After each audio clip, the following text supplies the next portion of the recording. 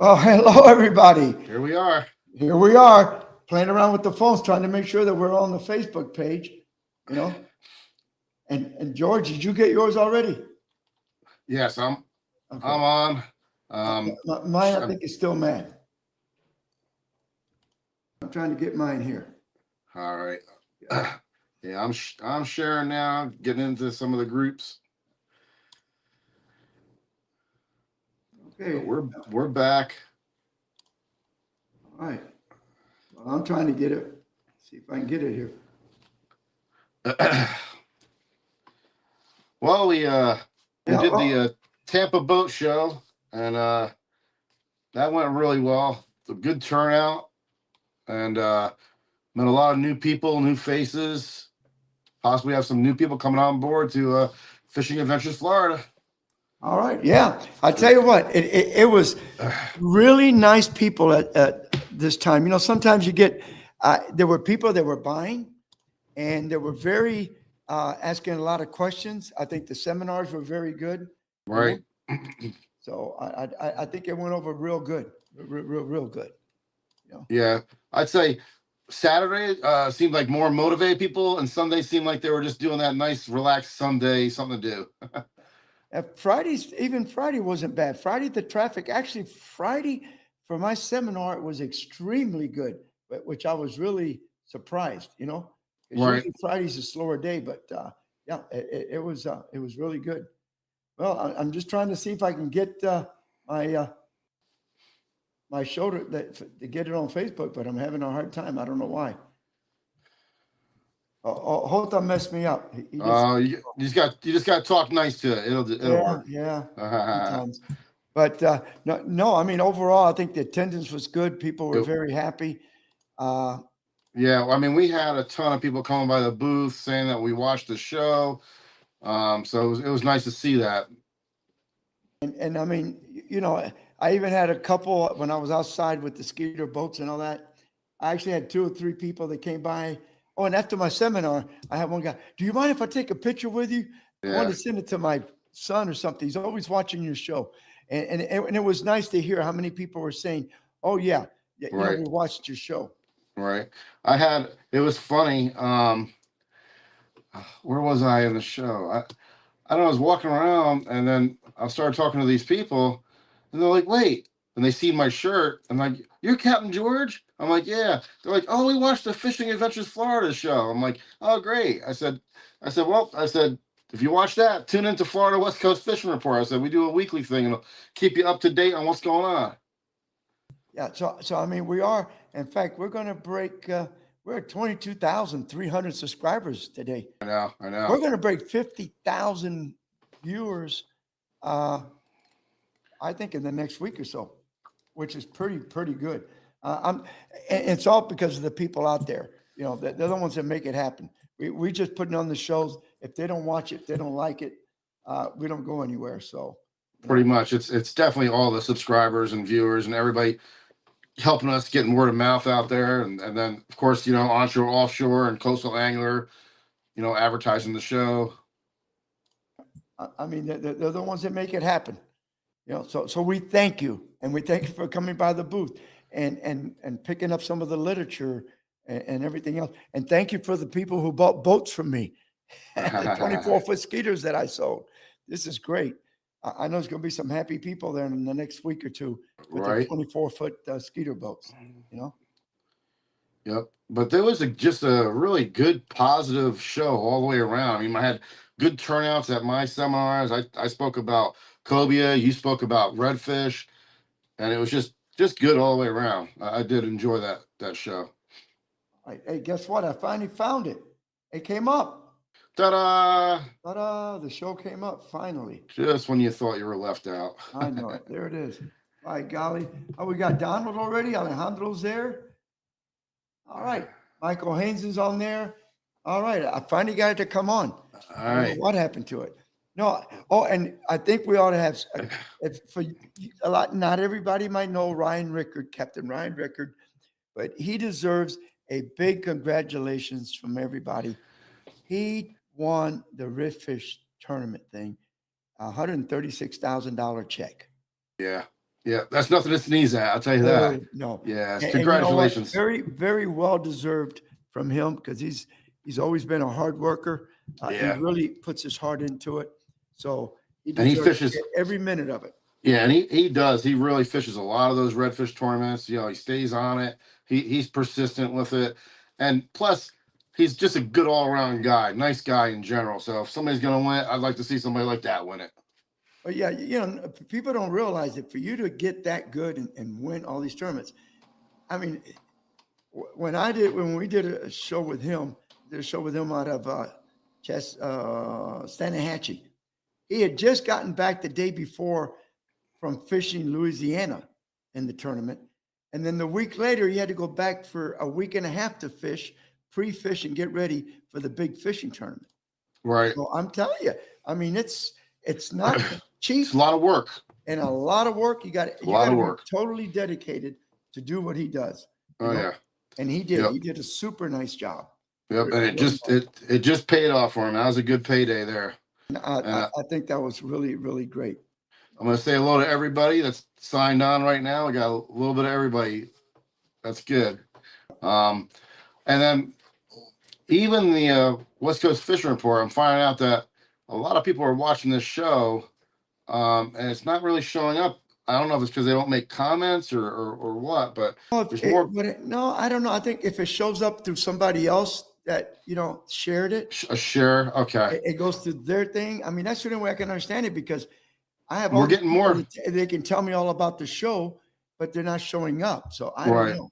Yeah, it could be, because we do share it around to, major places, Old Salts and all that. So I don't know if they watch it through a share, like you're saying, do the viewers not show up on the screen that we're seeing?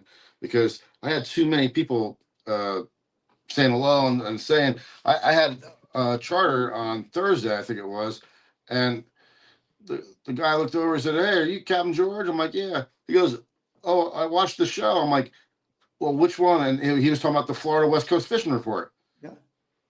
So I don't know how that part works. But yeah, it could be. It could be like you're saying. If they're watching it through a shared site, it might not show up on our count.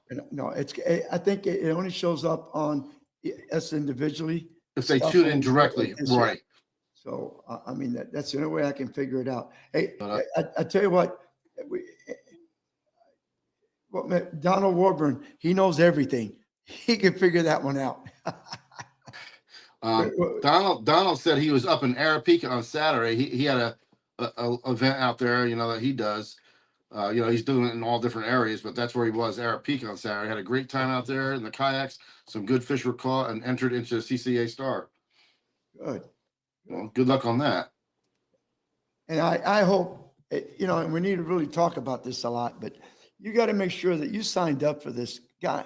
Ladies, gentlemen, anglers, whatever you want to call yourself. Yeah. It's worth every penny of it because they're helping us a lot. And on top of that, you got a chance to win some really good prizes.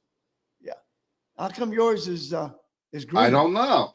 Maybe I'm special. Is that the 2024? Oh, that's what it is. Hold on.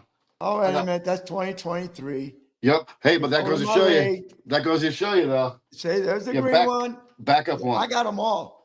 Yeah. I got all the different colors. I don't save them all like you did, but that was last year's, I guess. Yeah. No, I've got about 7 of them, I think. I always keep one. I keep one to keep it nice and clean. It's not full of fish slime. Yeah. Everything else. Mine's on the boat right now. The other one, the red one. But now, from any of the guys right now that we got you on board that you're watching the show, let us know how the fishing went over the weekend because George and I was working the shows pretty hard. So we didn't get a chance to go out. Although we got heavy rains in the afternoon, in the mornings, I can tell you Saturday, was Friday and Saturday, it was tough. It was hot. Yeah, I came over. It was fine. I got a call Friday. Can you take us on a charter tomorrow? I'm like, no, I'm working the boat show. And then when I was coming over the bridge in the morning, that water was flat calm. That's the way it always works. I know. It was flat calm. But I'll tell you, there was Friday, I fished your event, and then I fished the charter afterwards. And both trips, we did pretty good. We got snook, redfish, trout. The only thing that was a letdown in the morning on the incoming tide, the macro bite just was not there. Everybody says the macro bites off again. It started to get turned Really on. good. It was getting good, and then it shut down again. Yeah, because Think I it's was the out. rain, too much rain. It fresh could have water? been, but I had one day, and of course I couldn't do that with this charter because it was a morning trip. But I had one day where the bite for the mackerel was not that good on the incoming, but then on the outgoing, the mackerel bite was there. So maybe that would have, maybe Friday, if I would have fished out there for the mackerel and on the outgoing, it might have happened. But I was out there, Charlie Howell, I forget who else. There was a handful of boats that were out there in that one area, and um, I had two mackerel hits. We got one hooked up. The hook pulled, and then we might have seen two other, like on the chummers. We might have seen two other blowups from mackerels. That's what it looked like. Charlie Howell said when he got to his area, he was about 1,000 feet away from me. He threw out chum, had one instant mackerel blow up behind the boat, maybe about 20 feet behind the boat. And then that was it. He never got a strike, no more hits, no more nothing. There was another boat about 300 feet probably down from him, and none of us got mackerel, which is crazy because it was getting really good, like consistent, and up to 26, 27-inch mackerel. Yeah, that's what I mean. Yeah, a couple of weeks ago, I was out there and I nailed some really big mackerel. Nice ones. Yeah, really nice ones. And the quantity was there. I mean, it was The only thing could be all this rain, maybe Maybe. salinity dropped and that made a difference. I mean, I don't know. Well, Although now- and the water temperature is not bad. I mean, it's what, 87 degrees they were telling Well, me. the one thing I noticed, and this might, excuse me, this might have something to do with it. Now a couple weeks ago when we were really killing the mackerel out there, I mean, it was like a guaranteed thing, and they were big. I mean, it was like between 20 to 26-inch mackerel. That's what you were catching out there. But the thing was, there was multiple large schools of threadfin showering the top of the water wherever you looked. That was not there on Friday. Okay, see, and I that could seen- make a difference too. I seen a little bit of that. You know, there was some out there. You know, there's some threadfin out there, but it wasn't the abundance I seen a week and a half before. Now, So they could be following. They could be following that. because of the fresh water. Right. that And the then wherever soybeans that are. bait, wherever that bait moved, if they went deep or whatever, they could be following that. Of course. And it could be back tomorrow, but I'm gonna find They're out. going to follow the food source. Yep. They're not going to hang around an area there's not a lot of food. They want to go where all the food's at. So it makes it easy for them to catch them. Well, one of the other things too about the boat show, George, is, I get one of the questions I get a lot of times is why don't they have more marine related retail tackle type or Yep. but what It's happens tough. is a lot of those people don't go anymore to shows. I mean, they're just gotten away from it. Well, you got to look at it this way. Everything inflation has gone up so bad. Those booths to rent those booths are pretty expensive. So it makes no sense for them. You know, some of the people that complain about, oh, there's not enough marine stuff are the same people that don't buy anything, Right. unfortunately. So if a guy spends a lot of money to have that booth for those 3 days and he just breaks even, there's no sense for him to go do that. Right. You know, they've got to make If money. you remember back in the old Frank Sargent days. and Oh, how that they was made up. beautiful. I mean, I was talking to somebody Saturday about it. We used to have Bob's Machine Shop, Power Pole was there, Calusa Turlock nets, was there, DOH was there, fins. Fins used to be there, Daiwa was there. You had a I could lot. think of about Like 15, like 15, yeah, that were easy. tackle people. Hubbard's Marina. Hubbard's always was there, and Remember with the Hubbard's Marina with the big fish that you had to pull up to see how many right. pounds? Remember that thing? But I Donald- think what happens is, these guys start looking at numbers. And what you got to understand is if they got to come out of town, if they're locals, you're okay. But hey, all these companies are out of town except like Miralore, Bob's Machine Shop. But it's not just the cost of the booth. Now No, you got hotel room, you got meals, you got travel, employees. all employees. You bring 2 employees to help out for the show for 3 days. You're paying 3 days. Sure. You're paying their meals. You got to pay for the hotel room. If they're doing a U-Haul, That's right. So all of There's that's a going lot. to cost money. That it adds to the cost of being there. So a lot of them are saying, okay, they'll go like the Miami Boat Show, some of, and even there, I didn't see like a lot of the tackle people weren't there. A lot, what you see more like in Miami now is some of the big tackle retailers. And what they'll do is they'll bring in maybe, say, a whole line of whatever rods and reels, and they'll Right. have the rep in their booth. But Right. it isn't the factory. Like, it's not like where we're going next month to ICAST. For Right. ICAST, everybody's there that's in the fishing industry. The factories Right. are there. You know, Well, Akuma's no- going to have Right. That's a whole 10 different booths type. there. Yeah, that's a whole different type of thing there. That's more commercialized and geared towards that. But you remember all the fish shows, you always had either one of the guys that was sponsored by that brand. You had like if you had Southeastern there, you had all the different companies. You might have had two or three different reps in that booth for That whatever booth. product you wanted to talk about or buy. And then you had another tackle shop. You had Gator Gyms. I mean, there was a bunch of different people. Mr. Lee would be out there too. And it's just got to where I think expenses have gone up so much, and when you don't see the return, it makes no sense to them. If I'm not getting a return on it, why do it? Why do it? So, you know, but hey, other than that, Yeah. there was a lot of people buying. I could tell. I mean, Yeah. and one of the things you can tell when this particular show, I don't know if you noticed it, they were stopping to talk to you and they were Oh, carrying yeah. a good conversation. Oh yeah. I've Yep. been to some of these shows where they pass your booth like 50 miles an hour. That or they're like this, or they That's turn right. their head and they look away. No. And at this Uh, show, a lot of people were stopping and talking to us. and you could see it, like every booth was getting like the cooling guy with the fans. I seen so many fans roll out of there. I mean, You they did were good. buying them. They were buying them up, and us, we had so many people come to our booth and say that they watched the show and they really enjoy it. And then, we had the free magazines. We like the kids would come up. We gave them the measuring, tapes for the kids. I signed up 2 kids for the kids camp for next I already year. got them on the spreadsheet for next year. Because I already started a 2025 spreadsheet, and it's going to be June 12th next year. That's Okay. Saturday. And then let me write that down. And then I don't know if you contacted them yet, because they didn't have the one that gave you the email. So I know you can email him, but the first people didn't give an email. Oh, and I got them both in the spreadsheet. I just put them in today, Okay. and then I'll let them know that we got it and everything is done. Right. June 12th, you said? June 12th, that should be a Saturday. All right. And this June next year, what they're doing is they're closing that whole Right. part of the park off for us. So we're going to have all 3 shelters, and we're going to have 10 tents instead of 8. And you and I we're going to be talking about that. And if any of the viewers have any ideas of who else we can bring to educate kids that you think would make a good Right. subject, we're going to have scalloping, of course, the knot tying, the fishing with artificials, the casting booth, but with the guys with the cast net. We're going to have hopefully Pam with about kayaking and all that. And of course, CCA's there, FWC is going to be there.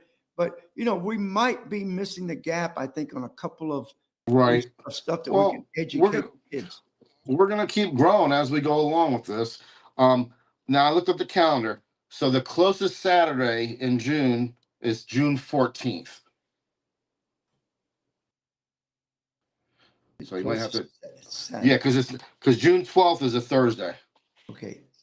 So you'll have to check your calendar again, and we'll get the right date out. Yeah. I have to, because they just kind of spit it out. I mean, I'll get Barry to give me the date on that. Yeah. Yeah. Because see, last year, let's just say we got lucky or whatever, and we had all the covered roofed areas were ours, and we were using them. This year, unfortunately, somebody actually rented out the one roofed area, so it's good. They were already locking it in. I know that for Yeah, sure. it's good that they're going to do that now for us. That way, it's like you'll have that area of the park. And they're supplying the tents, the tables, and the chairs, which makes it, because there's no way It's easy. A few of us can haul all that stuff, and we Right. don't have those tents. And they've got that city truck. They load everything in one shot, and they show up, and then they all help put it up together. We can't say enough and thank Oh, no. I mean, everybody. we had about 22 officers there. I think 3 or 4 of the guys from the Parks Department helping. Yeah. Plus the dive team was out in the parking Right. lot. And You don't have to worry about feeling safe at this event. yeah, like I Yeah. was talking to one of the detectives, and my only concern was the parking lot was full and people were parking on the side of the street. Right. And I said, man, I hope nobody gets towed away or get a ticket. He says, don't worry about it. If they call a cop, we'll take care of it. There you go. That's funny. But yeah, we had undercover cops there. I mean, we had everything. Right. And I think the parents felt very comfortable, and the kids, the way we did it, we broke them into very manageable groups. So there Right. wasn't a big group. Nobody was where they couldn't hear, or they couldn't see it. The groups are just about 8 or 9 so everybody could see it, and the parents. And like I said, the biggest thing that I got, the biggest feedback on scalloping from the parents. They really liked the scalloping. Yeah. Yeah. I have a little concern with that, only with kids running around at scallop shows, but they loved them. That's for sure. Yeah. Manuel says it was good seeing you guys at the show. Yeah, we appreciate you coming up. Oh, Definitely. he bought a ballyhoo. All He right. did. He bought a ballyhoop. And then Alejandro says it's been raining and windy in South Florida. Just been out for a bass and peacocks going to Chokoloskee. Chokoloskee? Yep, that's out there by the Everglades. Yep. Well, good luck tomorrow, buddy. All right. And let's just let's put the little thing with Dave from the boat show, and then let's put we met some nice people, Louise and his family, that they sell Suzuki outboards. So maybe we did a little interview with them, George, you and I, and let's see if we can and get that on the air a minute. All right, here we are. This is our last stop over here at the boat show, Tampa Boat Show, and we're kind of covering some new stuff, new people in the area. So we're over here at Shark Coast Marine, and Luis is the owner. He's got a repowering center, Luis? Yes, sir. Good morning, guys. So we have a repower center here for Suzuki here in Tampa Bay. We're serving Tampa Bay and the surrounding areas. We carry Suzuki engines. We're a full-service dealership. We do service work, warranty work, and also new engine installs. We're here at the show. We've got our display console. As you can see, we've got controls ranging from the newest fly-by-wire controls to the basic mechanical controls, and ranging from the new style Suzuki SMD displays all the way down to the basic analog gauges. So we do everything from a 2.5 horsepower all the way up to 350, which is the biggest motor Suzuki makes. We got a couple engines here today. We've got a brand new 300 over here standing next to the cameraman. And then behind me, we've actually got the latest and greatest Stealth motor series. This one in particular is a 200. This motor just came out about a month ago. We're going to have 300s in this color as well later this year, and then the 350 in December is going to come out in that color as well. So we're out here at the show trying to show you guys the best Suzuki has to offer. And we're happy to help everyone in our area and all over Florida and the United States. So please feel free to check out our website, SuzukiRepowerCenter.net. You guys can find us on there, on Facebook under Shark Coast Marine Repower, and we're happy to help everybody.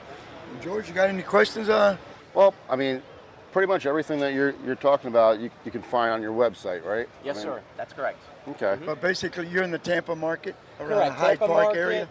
We're in Drew Park near Raymond James Stadium in that industrial area, but we serve pretty much everyone in Florida. We've got boats from Fort Lauderdale, Miami, St. Augustine, Daytona Beach, Pensacola, Tallahassee. I've had even boats all the way from North Carolina too. So wherever you're at, you see this, please give us a call, search the website. More than happy to answer any questions you guys have. And what is your range on motor horsepower sizes? What you have in So stock? all the way, so we carry a lot of stock all the way down from 2.5 all the way up to 350. So pretty Okay. much everything across the board. And if we don't have it, we can get it really quickly, usually about 3 or 4 business days. There's a local warehouse in Atlanta, so we can get stuff real quick. Okay, good. Well, great, guys. Now you got another place to shop if you're looking to repower and you want to use Suzuki, especially if you're in the Tampa Bay market. It's a skip and a hop from Clearwater, St. Pete, and that whole area. You can get here and give him a shout, okay? Thank you for tuning in. Oh, that was good. And then they look like really nice people in the family running the operation. Right. and we do like family owned and operated, that's for sure. And especially if we can support the local community, Right. because they're supporting everybody else. They hire people from this area, they're eating in this area and doing everything else. Well, remember last week when we talked about how in Louisiana you're starting to see a little bit of decline in the redfish and the sizes and stuff of that nature? Mhm. Well, I just got some info now. Don't quote me on this because I haven't checked it on an official website, but we'll just say this is a proposed. They're taking Louisiana to a limit of 4 fish per day. And it used to be a minimum of 16 inches. They're raising that to 18 inches to a max of 27. And then they're taking away the 1 fish over 27, supposedly starting now. So in other words, they're starting to feel it. yeah, they're starting to feel it. You can't just I mean, I know they got a good fishery there, but you can't constantly just keep, decimating it. Yeah, and I mean, the thing is, they get some. They're big fisheries. I would say, yeah, the locals, but Trout. like where we go, it's a lot of outsiders go to Louisiana to fish. Right. And they all taking fish back home. That's the bad part, So, yeah, I mean, I don't know that for sure. I'd have to go to their FWC out there or whatever and see what's up with them. We'll double check that. And do you see Joe's comment on your screen there? Yeah, I used to do it a lot actually, Joe. He's asking about the crab flush at Egmont It's a for full moon tarpon. now, but Yeah, when I used to tarpon fish with my clients, and I just got away from it. I just kind of enjoy the inshore and catching 20 and 30 fish. Some people, it's just a little slower action sometimes with the tarpon fishing. But the alcohol crab flush, your new and full moons, gotta watch the full moon, especially the one in June. Sometimes the day after the full moon in June, the tarpon will go offshore and it really cuts down on the amount of tarpon that are, in the area. But the 2 or 3 days leading up to the full moon, and then when they come back in right after the full moon, it's pretty good. And then the new moon, I never have a problem with that. It's basically the outgoing current. It pulls the crabs off the grass flats. You want to fish the tide line.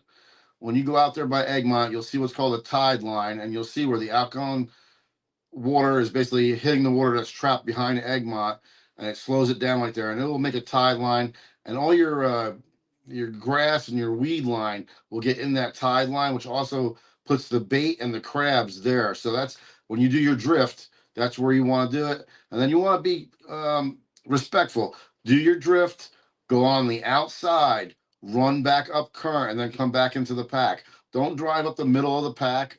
That's not right to do. Don't cut everybody off. Get in line and wait your fair share to get your drift. You got it. All right, now listen, George. Why don't we do? Let's get Mike Haynes' fishing report. All on right. Crystal River.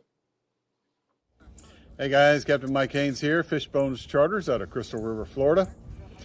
Well, this week was a little fun with the winds, obviously. I'm sure everybody was kind of complaining about it. Especially since we had the Kentucky Wounded Heroes here this week fishing with several of us captains and a lot of local members of Fishing Crystal River Group. We do it every year. Buck Parker, he comes down, puts on a great program for his veterans, and they are all over from Crystal River, Cedar Key, down to Newport Richey, Hudson area. And we just take some veterans out and kind of give back for their service and have some fun out there. The videos and the pictures you see is with Buck Parker. He is the founder of the Kentucky Wounded Heroes. He lives locally here along with in Kentucky, and he's one of the group members as well. Nice guy. We always have fun, and just so happened Friday him and I were able to get out together and go knock some fish out. I think we ended up 30 plus redfish, just kind of hit into a school, and it was on. It was just fun for about 2.5 hours. We just kept hitting them. Good deal. And caught a lot of fish. So it was a good time. And Friday was the only day that it seemed to everything kind of calmed down. Most of the trips this year were inshore. A lot of the offshore were canceled due to the winds, but we're looking forward to it next year as well. Water temperature, just to let you know, it was about 78 degrees on Wednesday when we went out doing a little fishing. On Friday, it came back up to about 82 degrees, so it's steadily warming again. You know, with our shallow waters, it doesn't take much to cool it down and warm it back up. But the fishing was still good. It was a little tough during the week, but near the end of the week, it really got good. The fish were definitely in a feeding frenzy, so to speak. Mostly hitting on live pins. The snook and the reds seemed to be the bait of choice instead of the cut bait. They wanted something live and something to chase a little bit. I think their metabolism's kind of kicking up, so they're a little bit more active. Mangrove snapper offshore has been on fire. I'm just getting reports left and right that the mangroves on the rocks, everybody's just really doing real well on them. Chumming them up, using some shrimp, drop down on a jig head, and doing very well. Grouper bite is still very good as well out there, but unfortunately we can't keep it. But coming up soon, where the season will be open, and so it's a good thing. The grouper are ready and raring to bite. Haven't heard too much cobia yet. A couple of guys went out looking for them. Haven't heard any reports just yet, but I do know a couple of weeks ago that cobia bite was doing pretty good as well. Let's see, scallops are right around the corner, July 1st through September 24th. So if you want to do some scalloping, myself and several other captains, I have, if you want to give me a call, we can definitely take you out there. We can handle any large party that needed to. It'd be just extra boats, but got plenty of boats and captains who are willing and ready to go. You can always give me a call. But from preliminary scouting, scallops look pretty good. Kind of cruising along the top of the water, looking down, and you're seeing about 3 and 4 in clumps instead of just one here and then maybe another 20 yards, another one. So hopefully it's going to get even better with the next couple of weeks as the weather has stabilized and water has stabilized, bringing more of those scallops up. So far it looks pretty good. We're hoping so. We're hoping this 7-year cycle of not very good seasons has finally ended. And so far it looks pretty good. So we'll see. But we will see you next week. This is Captain Mike Haynes, Fishbones Charters, Crystal River, Florida. Thank you All very right. much, Mike. And Good- you know, good you report. notice if you keyed up on that, a 78-degree water temperature. We haven't seen that in a long Yeah, time. That's from all that rain. I'll tell you, he touched on something. You'll see at the end of the show when we play my report. I pretty much am seeing the same thing. I'm catching more redfish on the live bait right now, even though it's hot out. I'm catching more redfish on the live bait and getting more of this. I'm catching snook on live bait and a few on the cut bait, but the redfish really have been getting. I've been getting almost all of them on the live bait. They're not touching the cut bait. Maybe in a different area, but right now we're catching them more on the live bait. But it's funny because, you know, the seminars that I did, I was talking about, you know, catching the bigger redfish with cut On the bait. cut, yeah, And I kind of covered everything, but when it came to the pinfish and how to cut them up, I right. told everybody, I tell you what, the only way you're going to learn exactly, you got to go to our show and see the show that we did in Crystal River with Mike Haynes about 6 weeks ago. Right. And you'd be surprised how many people said, well, came up to me and said, is this the show? Is this the show? Right, right. I'm going to go watch that. So that's good. but- you know? And typically this time of year when the water starts getting hot, that June, July, August, cut pinfish, cut ladyfish, cut thread fins, you know, even cut whitebait. Usually that will get you, you know, your redfish really good. And for some reason they're acting funny this year to where I'm getting them all on the live bait right now, which really by now they should be switching over They to should cut. be switching over to the dead bait. But But hey, all hey, it takes they're- is the rain to settle off a little bit Yeah, and that water temperature go up 3 or 4 degrees, Yeah. and that could turn the whole thing around. but hey, they're just like people. People change their minds also what they want to do. All right, why don't we get Tony Franklin's fishing report in? All right. Hi, Captain Tony Franklin back with you with this week's fishing report. We've had all kinds of different weather this week. We've had a windy weather. We've had calm weather towards the end of the week. had all type of different conditions. The fish really haven't been doing the same thing 2 days in a row. One day they're red hot on fire, and then that changes the next day to a slower bite. So that's where I'm going to get into talking about, don't be afraid to change different things. One thing's not working, change it up.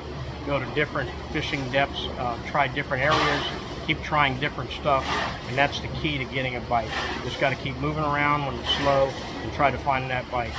The fishing report this week, the trout bite's been good on some days and not as good on others. We're catching them 5-6 feet of water, still silver trout, spotted sea trout, 5-6 feet of water. The better, the healthier the grass, the more the tide's moving, the better. We caught snook earlier in the week. They kind of slowed down towards the end of the week. They're pinned against the mangroves once again on the higher tide. We have some redfish mixed in, mostly singles. Also on the grass flats, we're having action with Spanish mackerel. Spanish mackerel also around the range markers. We're also showing mangrove snapper around the same areas, around the range markers, and jetties and docks. We're catching some bluefish on the grass flats too, a mixture of some jack crevalle and ladyfish. So there's plenty of action out there. So get out on the water, catch you some fish, tight lines, and I'll see you next week. You know, earlier today, he said, "Oh, I didn't send a report in. I didn't have time." And then I got the little thing. I made a little bit of time, a little bit of time. So that was good. That's funny. Yeah, because these talked guys to- are out there with the kids camp, and I mean they're on the water every day, nonstop. Yeah, And yeah. that does wear you out. Let me tell you, Oh, you it's do a that lot of 5 work. days a week. It's a lot of work. It's a lot of work. It's not as easy as people will think it is. Now we got some charters this week coming up, George, and I think we're going to have some fun. And I guess we're all going to see how the bait situation is tomorrow because we've been off the water for a few days. Yeah, it should be good. I mean, it's just there's a few spots. I mean, if we have to move, we move, but there's a few spots holding bait right now, so we should be fine. Let's hope that's the truth. We'll find out tomorrow morning and Wednesday morning. We'll find Yeah. out. You know, I mean, the morning of your tournament, I had some people calling me, you know, they were having a hard time, and I caught bait in an area that I haven't caught bait in like a long time, but from what I was hearing, it should have been there. So I anchored up, and it's been a weird pattern. And when the time started getting close, I was like, okay, they're not showing up yet. I started getting a little concerned, and then all of a sudden I seen a couple of flicks, and I was like, okay, that was white bait. And then they started showing up. I was like, oh, you get that sigh of relief when you start seeing them come into your chum, you know? yeah, because especially when you're looking at your watch and you say, "Oh, I'm running out Yeah. of time. I got to get to the Yeah. dock with some bait." Yeah. It makes it tough. Yeah. Well, let's get. Why don't we get? Let's go all the way south. Let's get Scotty Rose fishing report. Yeah. That sounds good. Hello everybody, this is Captain Scotty Rose, Charlotte Harbor. Another spectacular week out here. Ran into some real beautiful redfish fishing the mangroves on the higher tides. And it doesn't seem to matter exactly which shoreline you pick in Charlotte Harbor, whether you pick the east side, the west wall, somewhere up to Mayaca River. There's just scattered redfish everywhere, but definitely been catching a lot more of them. Nice to see some beautiful slot fish. Sea trout, any of our grass flats, any side of the bay, 3-4 foot of water, really getting some beauties. Seeing a few triple tail, a few cobia around. I've run into several the last few weeks. Of course, today I've been out here trying for them, and for some reason they eluded me, but that's okay. One of my goals today, I'm out here on the water this morning, was you know, to get some meat in the cooler. The guy I had on the boat definitely wanted some, bring some supper home, and we got our limit of some beautiful, beautiful mangrove snapper. Here's one of them that's about, if you can see it, it's about 15 inches, and for Charlotte Harbor inside the bay, that's a good one. We did get our limit. And while searching for cobia and triple tail today, we ran into some really nice Spanish mackerel, and of course those will see a smoker later today, I think. So we got, you know, it's summertime, it's hot out, everything's biting. We got plenty of action. A lot of those little tarpon rolling around. Didn't actually fish for them today, but we saw quite a few. Some of those 30 to 40 pounders. They were up around the US 41 bridge in Punta Gorda. So and other fish that I haven't fished for, but some of my other captains are starting to get on. Those big black drum are starting to show up, you know, in that 20, 30, 40 pound range, and they're always fun. So tight lines, everybody. This is Captain Scotty checking out. We'll talk at y'all next week. Got some days available the next few weeks. If anyone's interested, give me a call. We'll talk at y'all later. All right. Thank you. Thank Scotty. you. Appreciate the report. And actually, I had one of the people that came up to the booth and was talking to me, asking about chartering. I actually sent them Scotty's way because they're moving down there in a couple of weeks. Oh, that's perfect. Yeah, because Scotty Yeah. can really give them a. I mean, Yep. he knows the that area. like we know our area. You know. Oh yeah. So yes, I gave him Scotty's number and I called Scotty up and said, hey, about 2 weeks, expect a phone call. Yeah, good.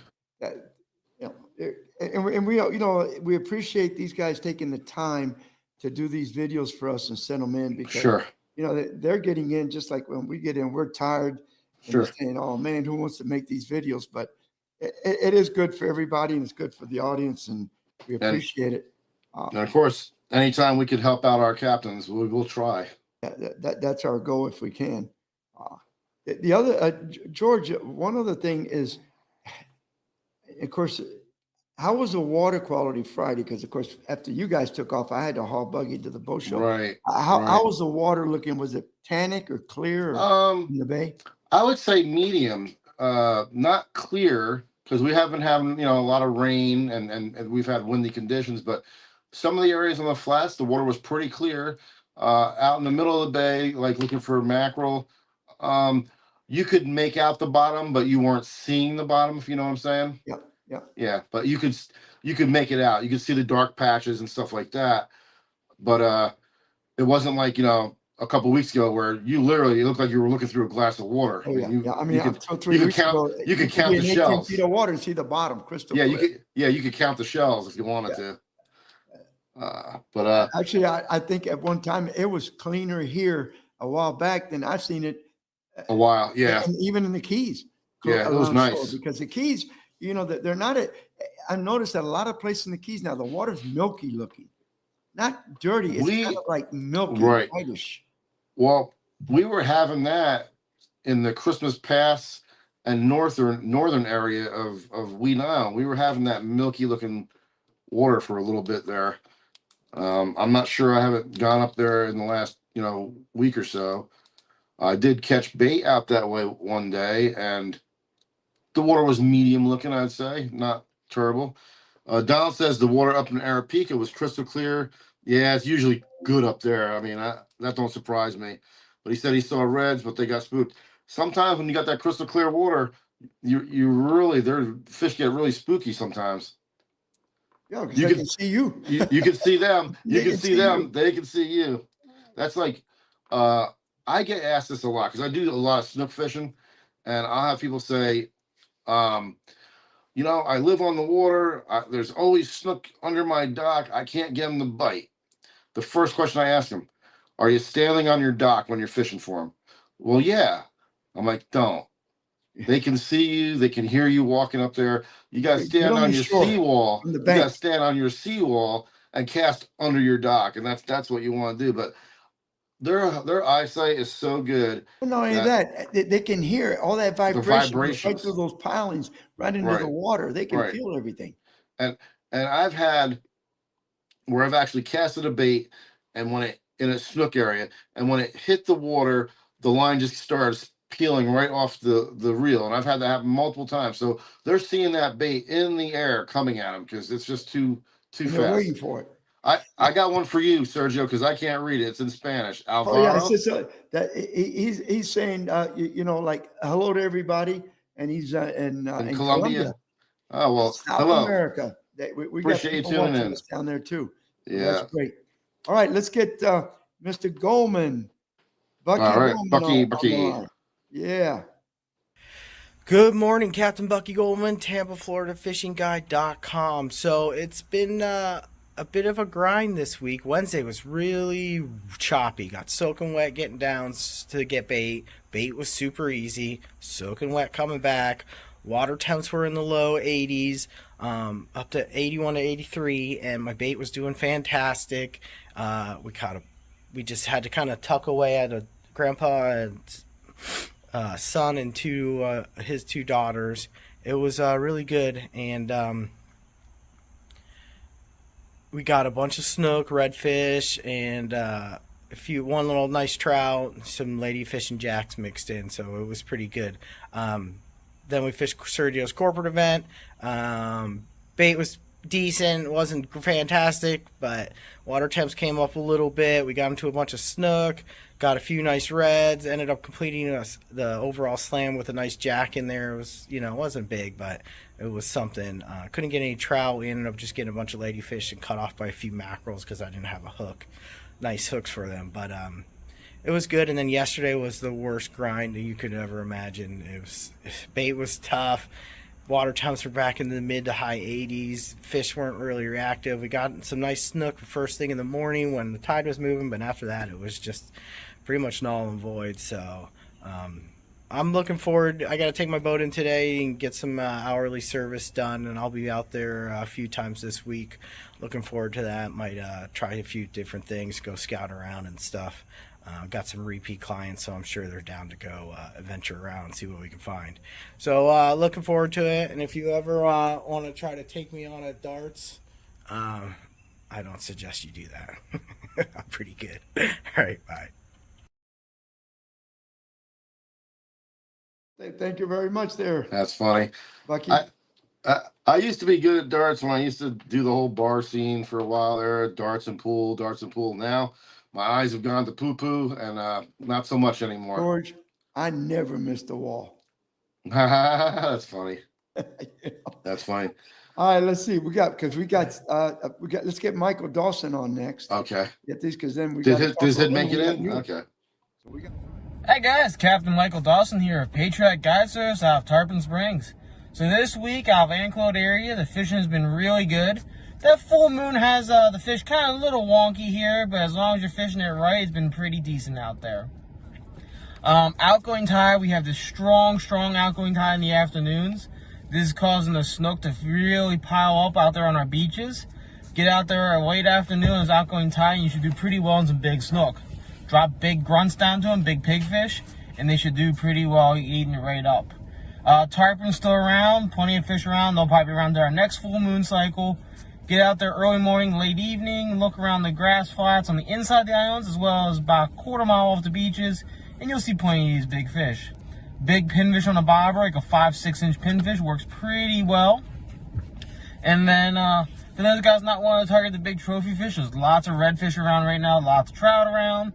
White bait under a cork near the edges of some of your oyster beds or mangroves and working well for the redfish. And then trout have been on the same points of the beaches as the snook are laying at. Smaller white bait just drifted through, or even a split shot's been working pretty well, and it gets good out there. Shark fishing. Shark fishing is really amazing right now. Sharks are everywhere. Big nurse sharks on every flat. Big hammerheads around chasing the tarpons around. Bull sharks are right there with those hammerheads. They use a half a mold, even a whole mold with a tail cut off. Out in any of these areas, drop-offs, flats, and you'll catch a big shark. Captain Michael Dawson, Patriotic Guide Service. Thank you, Mike. George, have you heard? I haven't heard much about big sharks in Tampa Bay lately. Have you? They were getting them down close to like St. Pete Pier area. Basically where the grass flats were dropping to about like 8 feet of water off on the edges, and they were doing like thread fin under a popping cork and letting them sit out there like that. And one of my buddies, actually, they caught it weirdest catch. They caught a 7-foot mako. Wow, you don't see those in the bay. No, that's like so weird. It was and they had video, stopped it. He wasn't sure what it was, and a bunch of captains chimed in. They confirmed. They said it was a mako. Wow. Yeah, so that's strange. Yeah, you don't usually hear about that. Well, last year was the weird. I don't know how this year is going to be, but last year on the flats, the smaller sharks, the 2 to 5 footers, I was getting them. They wanted shrimp. For some reason, they wanted shrimp over cut bloody bait over live bait. They wanted large shrimp, almost like guaranteed. And I started throwing the that artificial shrimp by Saltwater Assassin, the Papa Smurf one that I like. Huh? And we were catching sharks on that. And my guy, him and his friend, they wanted to catch sharks. So we went to this flat last year that was holding them. And sure enough, we caught probably 10 sharks. So it was kind of cool, all on light tackle. But one of them that he hooked on the the Papa Smurf shrimp I had to look it up. I didn't know what kind of shark it was. And I had to look it up. And it was an Atlantic white tip sharp nosed white tip shark. You know, like I said, you never know. You got stragglers that come into the bay. Yeah, and I've never caught one of those before, and it was just really different looking. So I took good pictures of it, and I told the guys that I'm not sure what kind of shark this is. I said I have to go look it up myself, and that's what it was: Atlantic sharp-nosed white-tipped shark. However you want to spit that out. Yeah, because the last couple of years out in those flats in front of Wheaton Island, I've had a couple of big hammerheads. Yeah, come up. yeah. I mean, big that they scare you because they're you know. Oh yeah, they're big around. Yeah, round, big round babies. You Um, know, they're not those little ones, 3-4 footers. This sucker, there was one out there that was a good 10-footer or Yeah. not, and I mean he was big. I had the Willies one time. I was on a boat by myself, smaller boat. This is when I was like 20, 21. I had a 17 or 18-foot boat. I was fishing for cobia. I was out by Egmont Key. I was on the opposite side where the sandbar is, where it drops off into the channel, and these fish were running that edge. Well, all of a sudden, here comes this huge tiger shark. I mean, it was big, and there was 3 cobia on top of his back. One really big one and 2 smaller ones. So I threw a big thread fin, and sure enough, one of the small ones went for it, and I didn't want the small one. I wanted that big one in the middle. So I pulled the bait forward real quick to get it away from him. The shark saw it, and literally, he was so big, all he did was tilted his head up and went and sucked it right. I mean, like 3 feet away, just sucked it right down and in. Wow. And it was amazing. But the thing was, he was swimming towards me, and I was on the edge of the drop off, and that's where he was. So he's swimming right towards the back of the boat. So I'm just reeling the slack in. I didn't set the hook yet. I'm standing on the back of the boat, and I look down, and this thing comes under, and I feel like he was as big as the boat. He was just so scary Wow. looking, and the eye was so black and dark. It looked kind of evil, almost like. Yeah.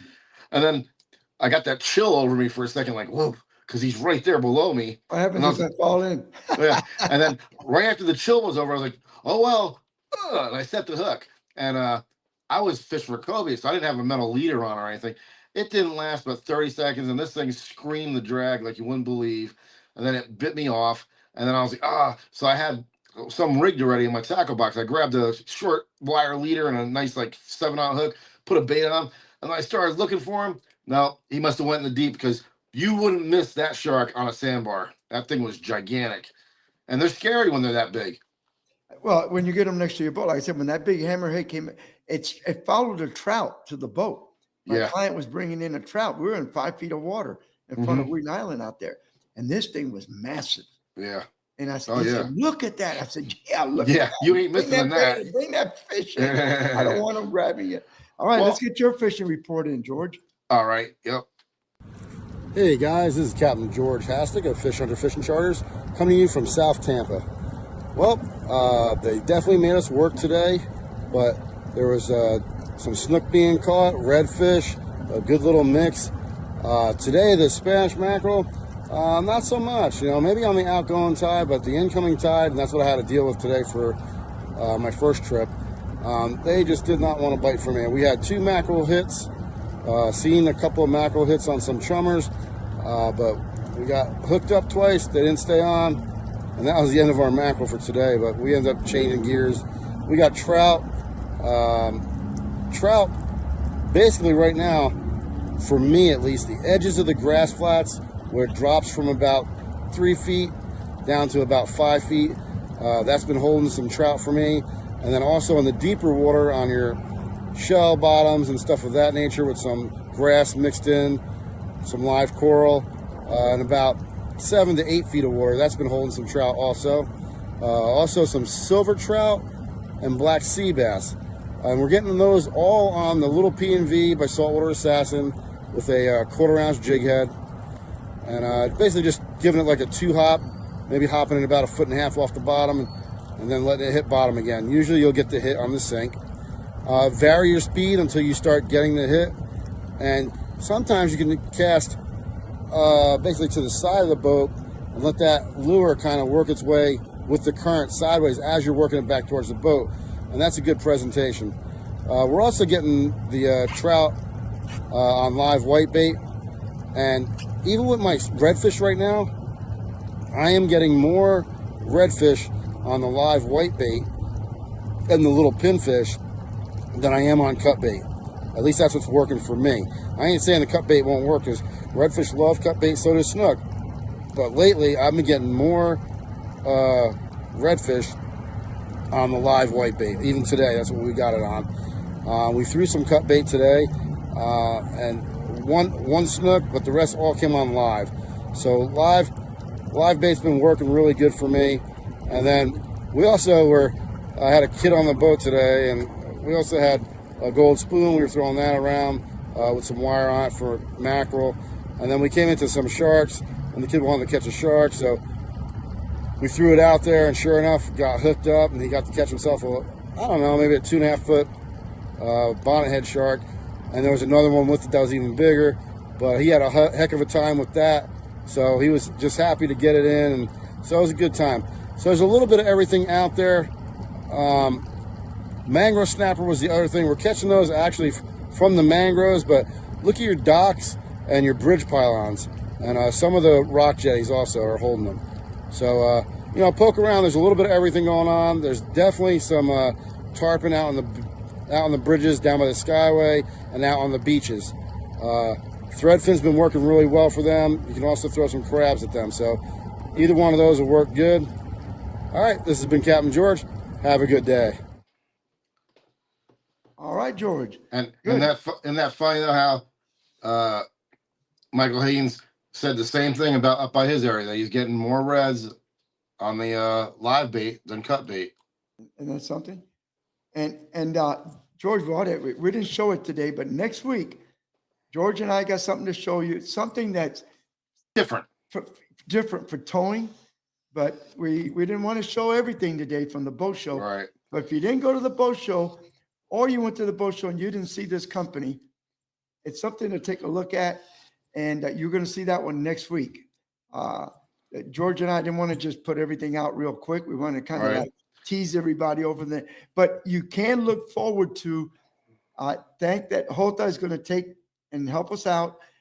He's going with us to ICAST, and we're going to kind of do about a 30-minute thing of walking through ICAST for most of y'all that have never been there. It's not open to the public. It's for buyers and for the media and stuff like that. It's where all the factories come in from China. I mean, from everywhere. Right. The Orlando Convention Center for 3 days, and they show you all the newest, the greatest things that is coming out, in the fall for September, October, Right. November. And it's unbelievable. It's a place So- you can go and spend 2 or 3 days and just never see it all. Right. So we're gonna sneak our viewers in, because that's what we do. That's what we're going to do. We're going to go in there and kind of nitpick some of the different things, the things that you see every day at a store, the companies. Yeah. We're going to target some of these new companies that are going to be coming on board. They're going to have things that I think you can say, hey, I saw that. Right. And now that it's coming in the market, I know all about it. Right. And But there'll be a lot of new things coming out. That's for sure. look at Michael that. Haynes, I'll I'll be your butler. Hey, Michael, I tell you. And again, George, we're out of time, but we want to thank everybody for tuning in. Definitely. We really appreciate it. We thank you for all the help with the subscribers and word of mouth and people that come out to the boat show and help us with the seminars, everything. Everybody that helps, we really appreciate it. So thank you again, and tell everybody about the Florida West Coast Fishing Port, and tell your friends about Fishing Adventures Florida on YouTube, Waypoint, Carbon TV, Angling TV. George, what else we're on? We're on everything, Rumble, you name it. And again, And- thank you. And you know, the other thing too is all these new TVs that are coming out, you know, they have Tubi, they have all these preloaded channels that actually have Carbon TV and Waypoint TV on it. So we're a little bit everywhere. Oh, yeah. And of course, if you got to watch it for it to count. But we thank you. Believe me, George and I thank you very, very much for subscribing and for being a viewer, because that helps us Definitely. grow. All right, George, say goodbye. All right. Bye-bye. Good night, everybody.